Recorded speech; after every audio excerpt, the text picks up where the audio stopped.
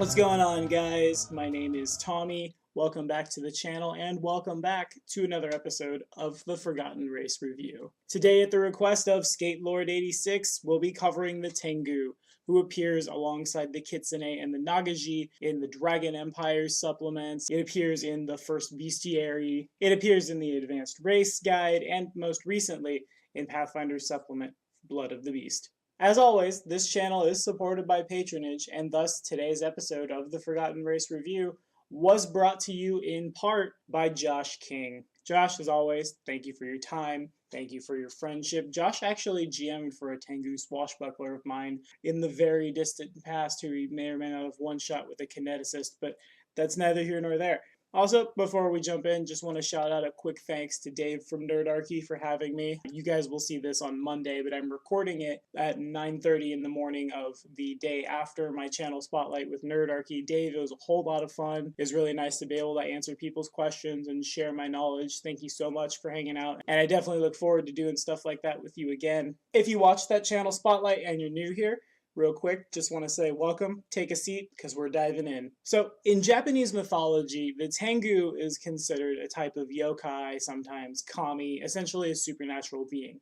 Although they take their name from the dog-like Chinese demon Tengu, the Tengu was originally thought to take the form of a bird of prey, and traditionally they're depicted with both human and avian characteristics. The earliest Tengu were pictured with beaks, but this feature has often been humanized as an unnaturally large nose, which today is considered the Tengu's defining characteristic in pop culture. Buddhism has long held that Tengu were disruptive demons and harbingers of war.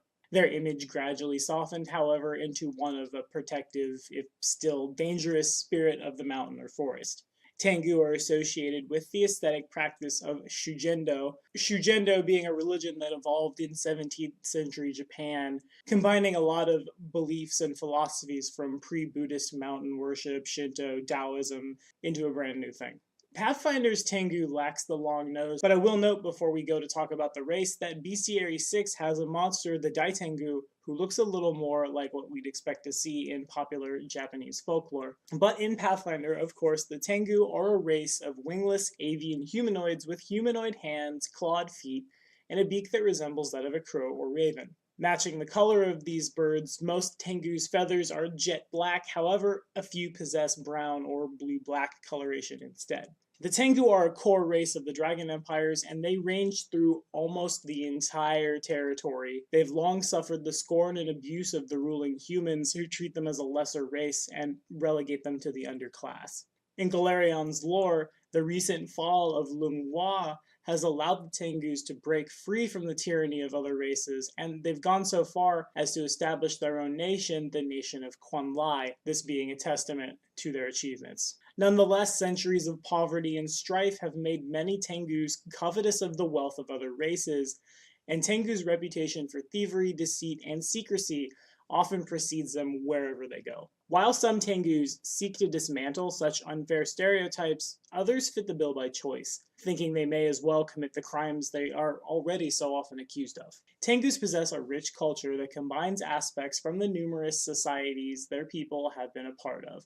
Though they are loath to share the more unique parts of their own culture with outsiders, as they are largely distrustful and scornful of others. Down to their character sheet, a Tengu has a +2 to dexterity and a +2 to wisdom with a -2 to its constitution. These guys are fast and observant, but are relatively fragile and delicate. One might say they have brittle bones. They are medium creatures with a base speed of 30 feet. And they are humanoids with the Tengu subtype. They have low light vision and get a +2 racial bonus on perception and stealth checks. Tengu also gain a +4 racial bonus on linguistics checks and learn 2 languages each time they gain a rank in linguistics instead of just the one. Tengus are trained from birth in swordplay, and as a result they are automatically proficient with sword-like weapons. That means your Tengu rogue is proficient with a bastard sword, your Tengu wizard is proficient with a long sword. You get the idea. These guys also possess a bite attack that deals 1d3 points of damage on a hit. It's a primary attack or a secondary attack if the Tengu wields a manufactured weapon. Tengus begin by speaking Common and their racial language Tengu. Those with high intelligence can choose any language they want as a bonus language, which should, in my opinion, be how all the races work, but I think I've beaten that one into the ground enough. We don't need to talk about it again. You guys know how I feel. If you don't, come drift through the rest of the Forgotten Race review. You'll see me complain about it a whole bunch. We don't usually talk about alternate racial traits, but I will say that the Tengu do have an alternate racial trait that I really like called exotic weapon training. Instead of swords, some Tengus are trained in exotic weaponry. Such Tengu choose a number of Eastern weapons from Ultimate Combat page 131, equal to 3 plus their intelligence bonus, and gain proficiency with them, replacing sword trained, although of course I don't see any reason why the Tengu couldn't take 3 plus intelligence any exotic weapon. This does give us access to a lot of fun toys without having to burn a feat or a trait if your GM will allow you to take pre-errata heirloom weapon. So yeah, I can stand behind it.